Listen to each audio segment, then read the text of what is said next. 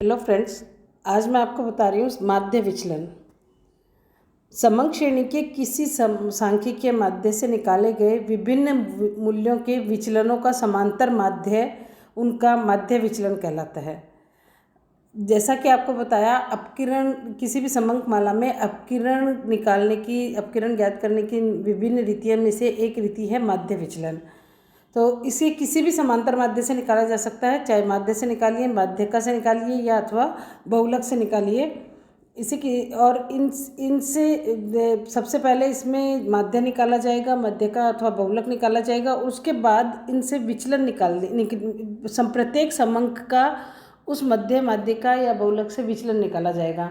और इसमें विचलन निकालते समय बीजगणितीय चिन्ह प्लस या माइनस को छोड़ दिया जाता है, अर्थात ऋणात्मक विचलन को भी धनात्मक मान लिया जाता है। माध्य विचलन ज्ञात करते समय हमें निम्नलिखित बातों का ध्यान रखना पड़ता है। पहला है माध्य का चुनाव। माध्य का चुनाव सैद्धांतिक दृष्टि से माध्य विचलन किसी से भी निकाला जा सकता है। समांतर माध्य से निकाला जा सकता है, मध्यिका से निकाला जा सकता है अथवा बहुलक से निकाला जा सकता है। परंतु व्यवहार में हम मध्यिका को ही आधार मानते हैं, क्योंकि मध्यिका सबसे ज़्यादा स्थिर, निश्चित एवं प्रतिनिधि माध्य है। इससे निकाले गए विचलनों का जोड़ सबसे कम होता है। समांतर माध्य से भी विचलन निकाला जा सकता है। यदि आपको प्रश्न में दे रखा है कि आप माध्य से विचलन निकालिए, तो फिर आपको माध्य निकालना है और फिर उससे विचलन ज्ञात करना है। यदि आपको किसी प्रकार का निर्देश नहीं दिया गया है कि माध्य, माध्यिका अथवा बहुलक किससे निकालने हैं और केवल यह लिख दिया गया है कि माध्य विचलन निकालिए, तो फिर आपको मध्यिका से विचलन ज्ञात करना है, क्योंकि मध्यिका को सबसे अधिक निश्चित एवं प्रतिनिधि माध्य माना गया है। उसके पश्चात दूसरी चीज़ जो है वो है बीजगणितीय चिन्हों की इसमें उपेक्षा कर दी जाती है। विचलन निकालते समय सबसे पहले सपोज आपने मध्यिका निकाला और मध्यिका का मान आया आपका 15। अब x की वैल्यू जो है वो है 14, तो 14 में से अगर 15 निकालेंगे तो हमारे पास -1 आएगा। लेकिन इस माइनस को छोड़ दिया जाता है, प्लस माइनस का इसमें ध्यान नहीं रखा जाता है। ऋणात्मक एवं धनात्मक विचलन दोनों को बराबर वेटेज दिया जाता है। उसके पश्चात विचलनों का माध्य निकाला जाएगा। सभी विचलनों को जोड़ लेंगे और जोड़कर जितनी संख्या है उससे आवृत्ति बंटन में जितनी संख्या है उससे उसका भाग दे दिया जाएगा, तो वो आएगा विचलनों का माध्य। इसके पश्चात आता है आपके संकेताक्षर। माध्य विचलन से निकालने के लिए डेल्टा का प्रयोग किया जाता है। जब मध्यिका से माध्य विचलन निकाला जाता है तो डेल्टा m का प्रयोग किया जाता है। अगर समांतर माध्य से निकाला जाता है तो डेल्टा x बार का प्रयोग किया जाता है। डेल्टा x बार, डेल्टा m, इस तरह के संकेताक्षर यूज किए जाते हैं। उसके पश्चात आता है माध्य विचलन गुणांक। माध्य विचलन एक निरपेक्ष माप है और यदि हम तुलना करना चाहते हैं तो हमें इसका माध्य विचलन गुणांक निकालना पड़ेगा। तुलनात्मक विवेचन के लिए माध्य विचलन को माध्य से भाग दे दिया जाता है, या फिर मध्यिका से अगर निकाला गया है तो मध्यिका से निकाले गए विचलन को मध्य का मूल्य से भाग दे दिया जाता है, तो ये प्राप्त होती है आपके माध्य विचलन गुणांक। अब मैं आपको बताऊंगी किस तरह से आपको माध्य विचलन का परिकलन करना है। सबसे पहले व्यक्तिगत श्रेणी में माध्य विचलन गुणांक निकालने के लिए 2 रीतियाँ हैं, प्रत्यक्ष रीति एवं लघु रीति। पहली रीति है प्रत्यक्ष रीति। प्रत्यक्ष रीति के अंतर्गत माध्य विचलन निम्न प्रकार से ज्ञात किया जाएगा। पहले हम उसका माध्य ले लेंगे, सबसे पहले उसका माध्य ज्ञात कर लिया जाएगा।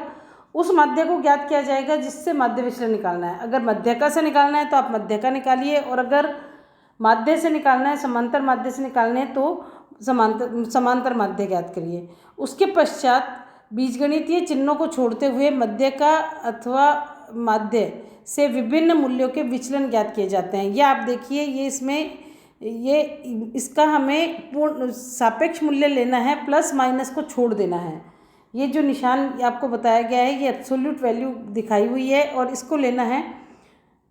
प्लस माइनस को छोड़ते हुए हमें विचलन ज्ञात करेंगे और फिर इन सभी विचलनों का योग ज्ञात किया जाएगा। सिग्मा डी निकाला जाएगा और सिग्मा डी निकालने के पश्चात गुणांक निकालने के लिए, मध्यिका से गुणांक निकालने के लिए डेल्टा m बराबर sigma D M upon m, delta x bar equal to sigma D X upon n। ये इस तरह से इसका निम्न सूत्र का प्रयोग किया जाएगा। माध्य विचलन गुणांक अगर ज्ञात करना है तो इसको फिर उस संबंधित माध्य से भाग दे दिया जाएगा। जो हमें डेल्टा प्राप्त हो रहा है उसको उस संबंधित माध्य, यदि माध्य है जो भी, उससे भाग दे दिया जाएगा। तो इस तरह से माध्य विचलन का प्रत्यक्ष रीति के द्वारा परिकलन किया जाता है। एक उदाहरण से मैं आपको समझा रही हूँ। यह आपके सामने एक उदाहरण दिया हुआ है। इसमें कक्षा के 9 छात्रों के भार दिए हुए हैं। ये व्यक्तिगत श्रेणी है। इसमें 9 छात्रों के भार दिए हुए हैं और अब इसके लिए सबसे पहले हम क्या करेंगे, इन मूल्यों को आरोही क्रम में रखेंगे क्योंकि मध्य का निकालनी है। तो मध्य का निकालने के लिए इनको आरोही क्रम में रखना जरूरी है। आरोही क्रम में रखने के पश्चात ये देखिए आप, इसको आरोही क्रम में रखा गया है और आरोही क्रम में रखने के पश्चात इनको, ये जो भार है उनको हमने आरोही क्रम में रखा और उसके पश्चात हमने देखा कि मीडियन का फॉर्मूला आपको पता है, जैसा कि मैं पहले बता चुकी हूँ, साइज ऑफ n+1/2th आइटम। अब यहाँ पर 9 आइटम है तो 5th आइटम का साइज़ जो है वो मध्य का है। अब 5th आइटम का साइज़ यहाँ पर है 50, तो मध्य का मूल्य आया है 50। अब इसके पश्चात अब 50 से एक एक का वो विचलन निकाला जाएगा।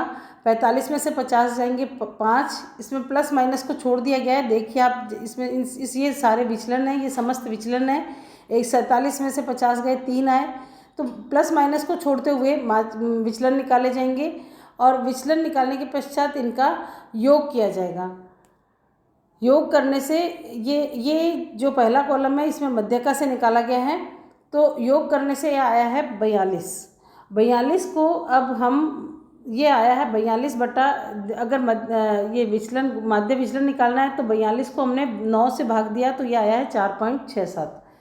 अब माध्य विचलन गुणांक निकालना है तो 42 को 4.67 को मध्य का मूल्य से भाग दे दिया जाएगा, तो ये आपका आएगा माध्य विचलन गुणांक। तो इस तरह से हमने प्रत्यक्ष रीति के द्वारा मध्यका को यूज़ करते हुए विचलन निकाला है। इसी तरह से हम माध्य को यूज़ करते हुए निकाल सकते हैं। माध्य, जैसा आप जानते हैं, समांतर माध्य में इन सबको योग कर लिया जाएगा और आप देखिए माध्य का मूल्य आया है यहाँ पर 44। अगर हम 44 से हम निकालते हैं, समांतर माध्य का मूल्य से निकालते हैं, तो हमारे वही रीति, सारी रीति वही है जो मध्यका से निकालते समय की थी और इस तरह से हम माध्य अथवा माध्यिका किसी से भी माध्य विचलन गुणांक की गणना की जा सकती है। तो यह है आपके लघु प्रत्यक्ष रीति। प्रत्यक्ष रीति का प्रयोग तब करना है जब मध्यका का मूल्य आपके पूर्णांक में आता है। अगले नेक्स्ट लेक्चर में मैं आपको अप्रत्यक्ष रीति के द्वारा माध्य विचलन की गणना करना बताऊंगी।